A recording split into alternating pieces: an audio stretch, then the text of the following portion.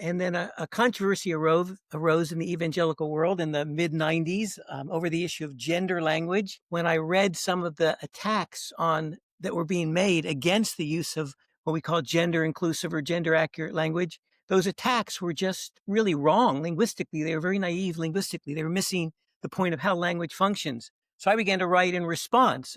Being a conservative, being an evangelical, not normally writing on that side of the issue, but I just did not feel like they were understanding the issue clearly. And so that really launched me into writing about Bible translation in particular, specifically with reference to gender language.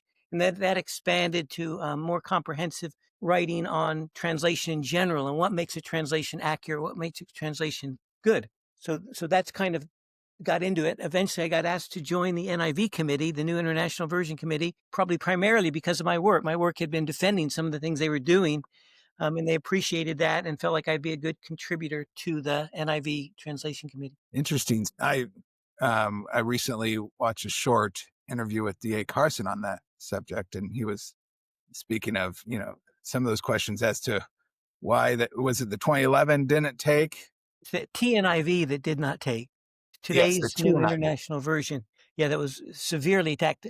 The original issue was before that, though. The original issue had to do with the NIV Inclusive Language Edition, only issued in Great Britain. It was a British version of the NIV, and the Brits were demanding a more inclusive language sounding translation because it just sounded so wrong to have man, man, man when it clearly meant person. And so they wanted an inclusive language edition. And so the committee, this was long before I was on the committee issued one. And World Magazine got wind of this and decided this was a catastrophe and that it meant feminism was taking over the church, and launched this an article they called the Bible the Stealth Bible, and said that Zondervan and the International Bible Society were secretly trying to feminize or neuterize the text, which really had nothing to do with the issue at hand. But that launched this massive negative response, and resulted in then the International Bible Society, who holds the copyright, now known as Biblica, and Zondervan, the primary publisher, froze the NIV and said they would not change the NIV. Within seconds of making that decision, they realized that was a catastrophic decision because the NIV was meant to be revised to keep up with contemporary language and contemporary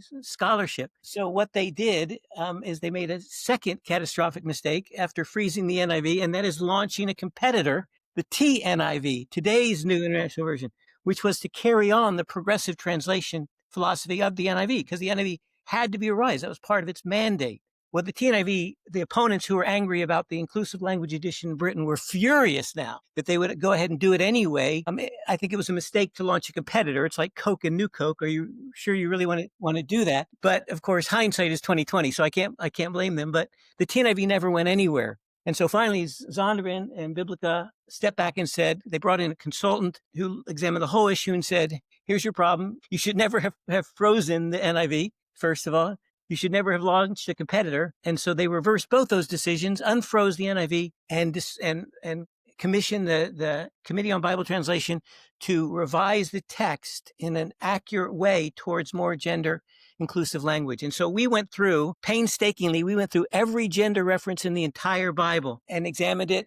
There was a commissioned a study by the Collins Dictionary Group on the English language, where it was at the time. So we wouldn't be getting ahead of the gender changes, but we'd stay up with them. And so we worked for years, and that became then the 2011. The next revision after the 1984 of the NIV is the 2011. That is the present edition of the NIV. And so we had examined every gender reference, but it was not just gender. For 25 years, they'd been incrementally preparing for this edition. So there are 25 years of important advances, improvements on the text in the 2011. People who say, I love my 1984 edition. Well, that's great. I love the 84 edition as well. But the 2011 is infinitely better in so many different ways, not just gender related, but in a whole other range of ways. Very interesting. Well, for our viewers and listeners, that was worth tuning in just to get that history of the NIV, because that's very. Of course, I was born in 1977, and so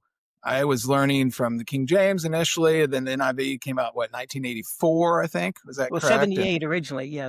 78. Okay. And so when you say they froze the translation, it wasn't just the gender neutral issue. It froze all updates and changes, which, like you were saying, was is a major mistake. Right, absolutely. Yeah, Because you've got to language changes. English changes, as I'm sure we'll talk about when we talk about the King James Version. English changes, and if you don't keep up, you're going to have an archaic translation that people don't understand, and they're not going to read it if they don't understand it. So again, it wasn't a nefarious plan or plot by NIV to be progressive or culturally moving things in a gender neutral way, but it was to reflect words like man that were intended to refer to men and women together. Exactly. And in fact, what's amazing is 12 major English language versions we'd all recognized, had already gone that way. We're already gender inclusive before the NIV.